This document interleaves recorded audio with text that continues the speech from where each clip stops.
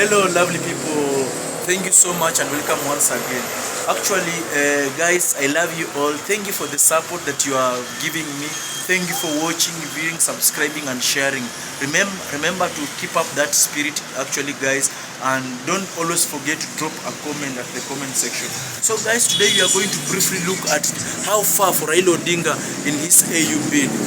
Remember, the campaigns have heated up, and recently Raila Odinga launched his bid for the African Union Commission chairperson, and again we have seen him move around in several countries, seeing several partners. And of late, he accompanied the President of the Republic of Kenya, His Excellency William Samoei Ruto, to China, actually to try and meet several people there, or several presidents there, and to make his intentions well known, and actually to sell his manifesto for Africa, or what he carries for Africa.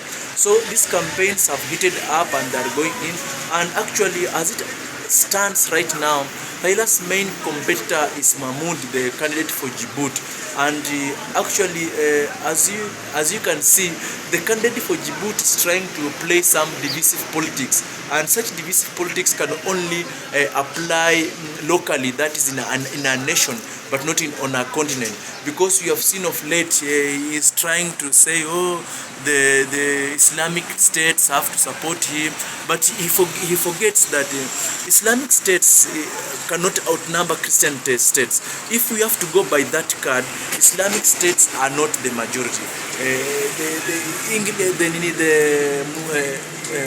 Sorry to say, the Christian states are the majority. So that card cannot work, and I call that divisive politics, because as Africa we cannot be divided along our religion. No, that's not, because we have more that unites us as Africans than what divides us as Africans.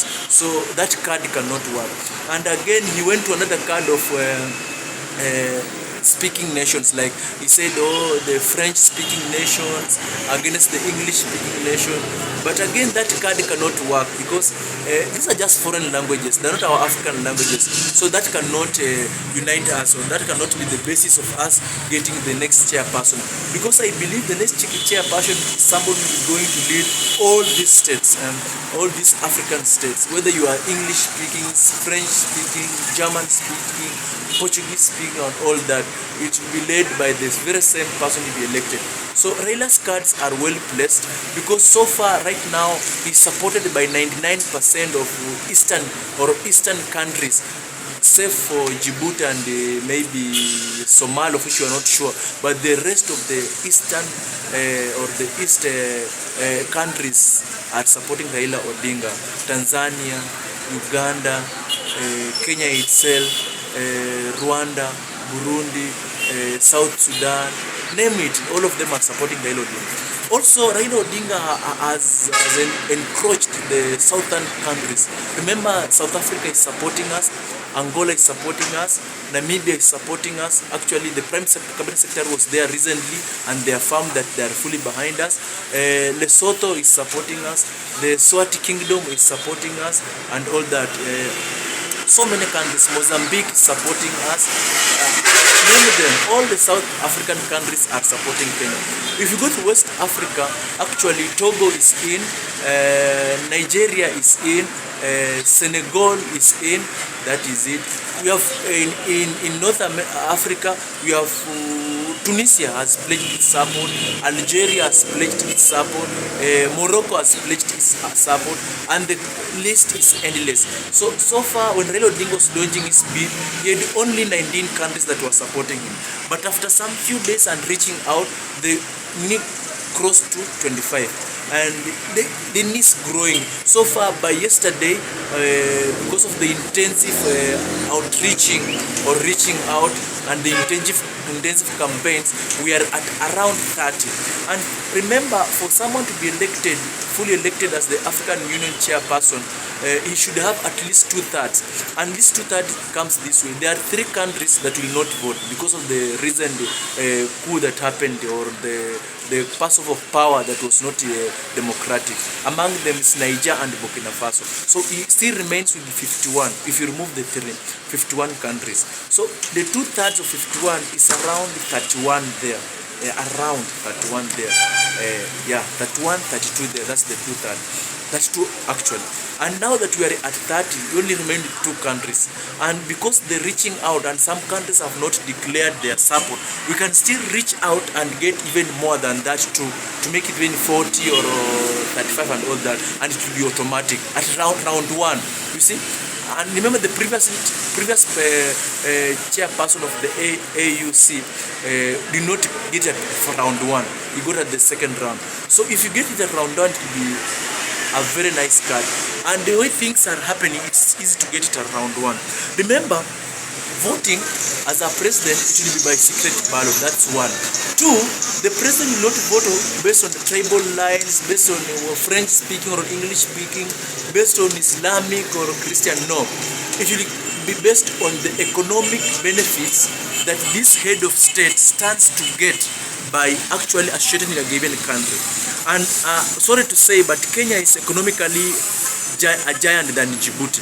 And a candidate that actually supports Kenya will stand to benefit more than supporting Djibouti. So this president will not cast an emotional card, will not cast a political card, will not cast a card based on French or English speaking or German speaking or all that or religion. The president will have to scout well to see actually what bilateral benefits do I stand to gain by voting for a given candidate. And sorry to say, even the Djibouti president might vote for the Kenyan candidate because the ties and what that president still will stand to gain by voting for the Kenyan president.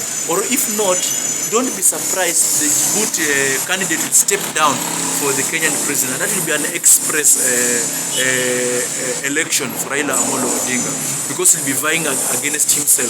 So actually this president will have to weigh the economic benefits or bilateral benefits they stand to get by supporting a given candidate. So what I can say is that this will be the easiest election for Raila Amolo Odinga because he's facing a very weak candidate.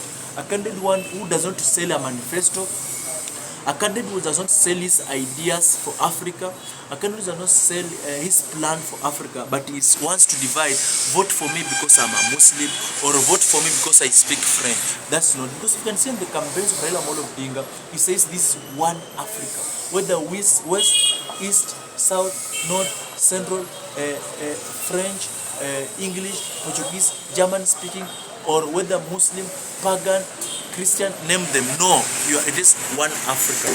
We have to see our potential as Africa. So that's the campaign for Raila Amolo Odinga. So Raila Amolo Odinga is winning these things, guys. As things stand by, is really winning. Sources close to the railway house, that's where the Prime Cabinet Secretary sits and where the Minister of Foreign Affairs is, indicates that Kenya has reached out well and is continuing to reach out, and several countries are in that rally to continue pledging support for the Kenyan candidate. So Kenya, we are going to win big, we are going to reap big, and Raila Odinga is going to win. We shall be updating you today on the outcome as it's going to be briefed on so far how many countries we have bagged on our side. Thank you guys for coming. Thank you for liking, sharing, and subscribing. I love you all. Bye bye. See you next time. Don't forget to like, share, and comment. Actually, guys, subscribe if you have not subscribed, and we are really growing. Thank you so much, and welcome, guys, once more. Bye bye.